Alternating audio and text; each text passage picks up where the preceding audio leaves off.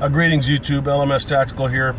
I hope all you fathers had a great Father's Day. Man, I did. I got spoiled beyond belief, man. I told you guys my iPad fried. So my wife got me the new iPad Air. I mean, it's just unbelievable. Lots of memory, so that'll be fun. And just a bunch of cool, good time with the family. Hope you guys did as well. I know it's hard these days with so many of us have our families spread all over the world. Anyways, I know I've been having trouble again with this, ever since I tried to reinstall iMovie on my Mac. I can't put the new one in because I paid for it, but I don't have enough memory, so I've been trying to deal with that and move things around. I'll figure it out. In the meantime, quality of videos is going to suck. You're just going to have to deal with it. So I did make a video on the church shootings, and some of you saw it. Some of you it went blank. It disappeared. I need to redo it. It's nothing earth-shattering. So it was sort of my thoughts, right after it happened.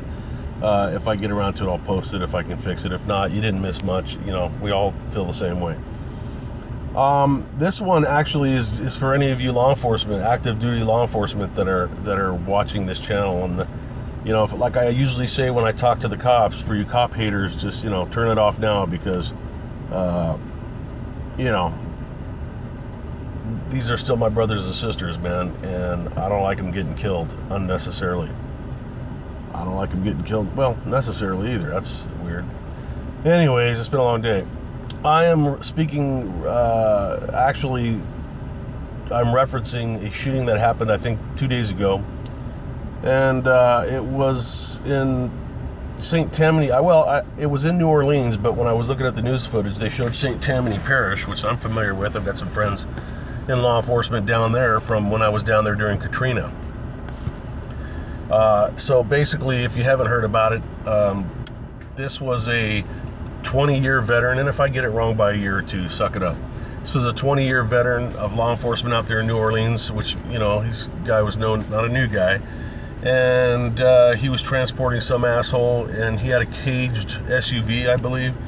So asshole gets his handcuffs to the front of his body and ends up shooting the officer in the head with a 40 caliber weapon that I believe he had concealed on it.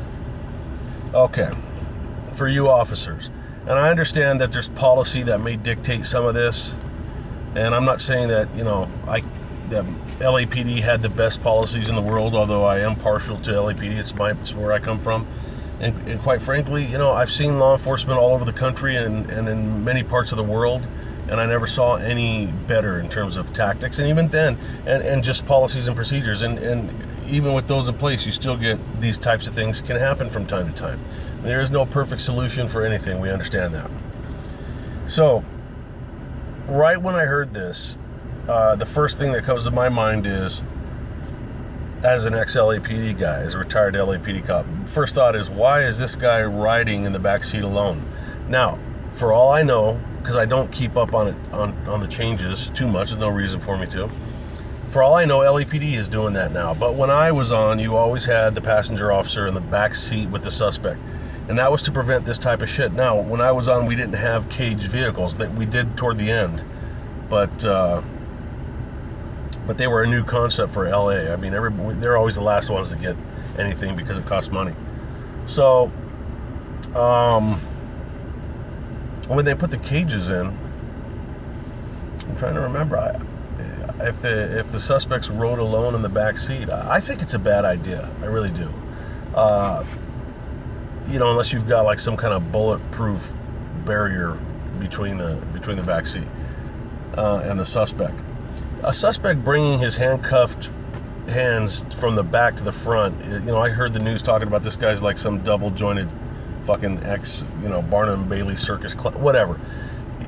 It's not really that hard. I mean, I have seen suspects do this over and over. Any cop that's been on longer than 10 minutes has seen it happen.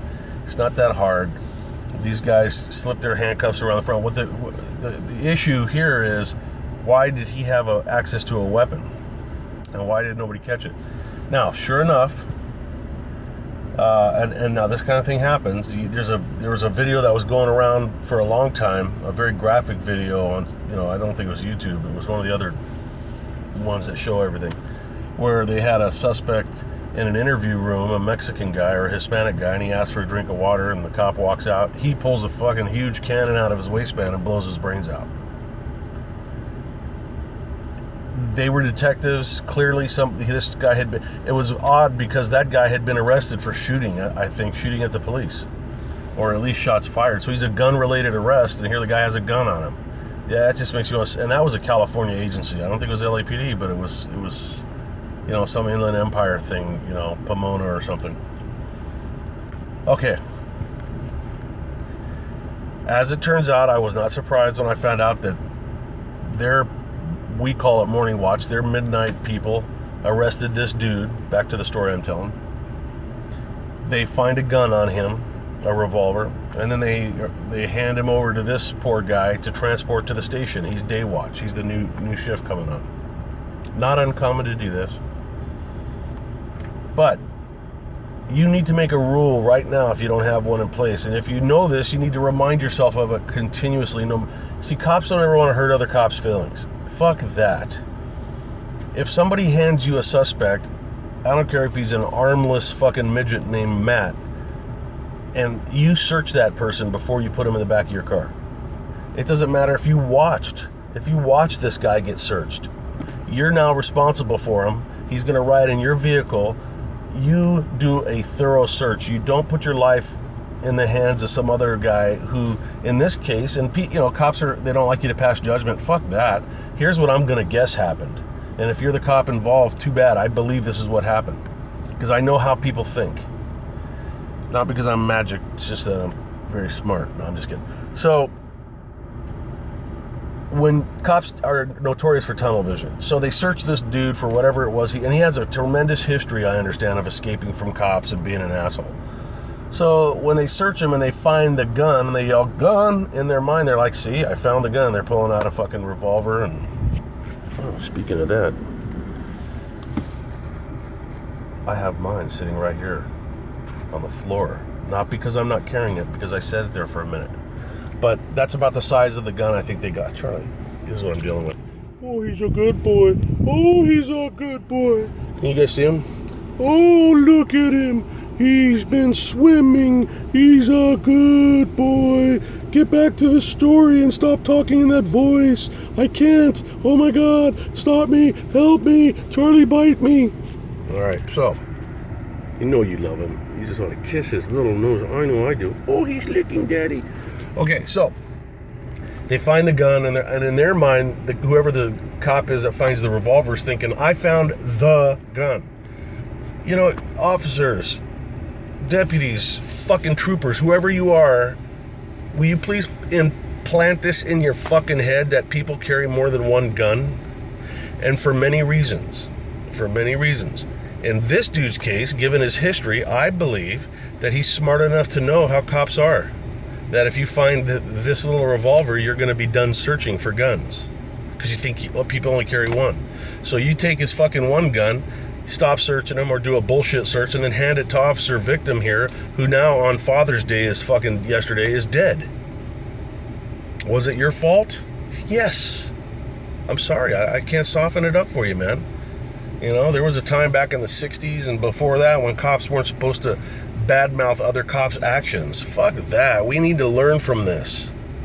You find one gun, remember, you're just finding one gun. You need to tell yourself there's probably other shit in there. A guy that'll carry one gun, you officers, do you carry a backup? Okay then. Do you think this fucking suspects don't think like that? So, in summary, when you find a gun during a pat down, keep looking for the other gun or guns, or the knife, or the dope, whatever. Don't get all fucking high-fiving each other because you found a fucking 38 and missed a goddamn, Desert Eagle. Now, for you transporting officers, search the motherfucker before you put him in your car. And for you people that don't have cages, you better have an officer riding in the back there. And for those that do, remember, there's a space big enough for the guy to stick the barrel of a .40 caliber through it and fucking terminate this guy. It's terrible. My heart and condolences go out to your family, to the dead officer. That is tragic beyond words. I was very depressed yesterday on Father's Day because I was imagining, I know he has kids, and you know, senseless fucking, a death that didn't need to happen. I was gonna say one other thing, man, my memory slipped. Fuck, what the hell was it? Yeah, so search, do that, and yeah, fuck it slipped my mind, man. I can't remember. But anyways, I'm gonna let it go at that. I hope you guys are doing good. Bear with me while I figure out this stupid editing thing. Like all the hemming and hawing I just did. You know, I can't edit it out unless I have the right fucking software. So yeah, other than that, I hope you guys are doing good. Look at me, I'm sitting here with a gangster lane. It's because of the sun and shit. I don't want to make a big reflection. Órale, Holmes. I will talk to you later, ese. Mi vida loca. I'm crazy, ese. Don't look at me too hard, fool. Cause I got you down, eh? Right across your throat, ese. Why do I do that? I'm gonna go to a fucking shrink and find out. Officer, stay safe. Everyone else, I love you. Be safe. LMS Tactical, I'm out.